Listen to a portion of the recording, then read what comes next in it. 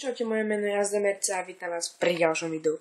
Tentokrát to bude zase recenzia a ako môžete vidieť, bude to recenzia na tieto karty Bicycle Rider Back Playing Cards a taktiež na túto kúzelnickú podložku, na ktorú sa pozrieme z vtáčej perspektívy. Ale my nebudeme predbiehať a najskôr sa pozrieme na tento balíček Bicycle.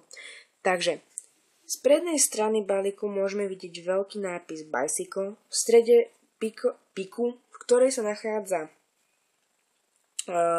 hovoria ľudia, že to je teda že nejaký socha slobody, ktorá sa nachádza však niekde inde ako je v New Yorku.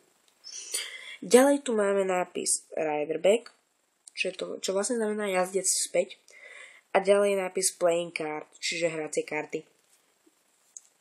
Z tejto bočnej strany vidíme, že karty majú Air Cushion Finish, čo znamená ten šmíklavý povrch, a že boli vyrobené v USA. Z ďalšej strany vidíme, že karty boli vyrobené do United States Playing Card Company a z tejto strany, zo zadnej strany vidíme teda klasickú zadnú stranu, ktorá býva na kartách Bicycle, čiže aniela na bicykli. Tak vznikol aj tento nápis Bicycle. Takže poďme sa teraz pozrieť na karty samotné. Takže vo vnútri balíka nájdeme, ako vo väčšine hracích kariet Bicycle, nájdeme dvoch žolíkov.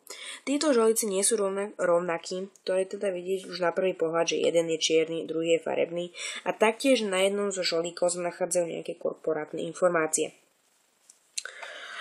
Ďalej sa v balíku nachádzajú všetky ostatné karty a to SA, čiže klasické SA, srdcové, krížové, pikové a kárové.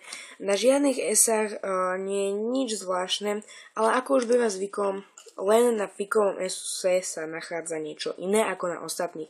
A to veľký znak piky, ako sme videli aj na prednej strane od obalu kariet.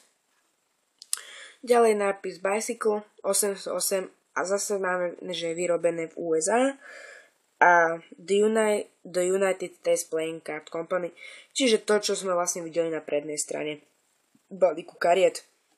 Ďalej, ako môžete vidieť vzadu na kamere, že sa tu nachádzajú aj kráľovny, ktoré sú úplne klasického výzoru.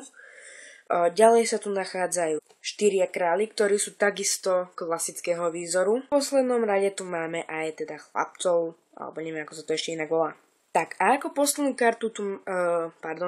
poslednú kategóriu tu máme číselné karty, čiže vidíme, že na kartách sa nenachádza nič zvláštne, sú to úplne klasické karty.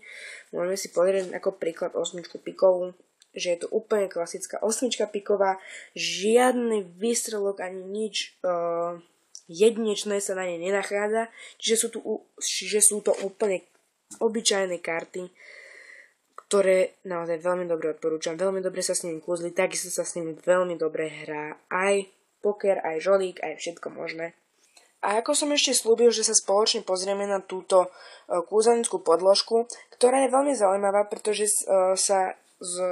je zložený vlastne z tuším 80 alebo niekoľkých percent, je to proste z bavlny. Tento povrch je určite z bavlny, je to veľmi hebký povrch, hebučký povrch. Takže veľmi dobre sa na to aj ukladajú karty.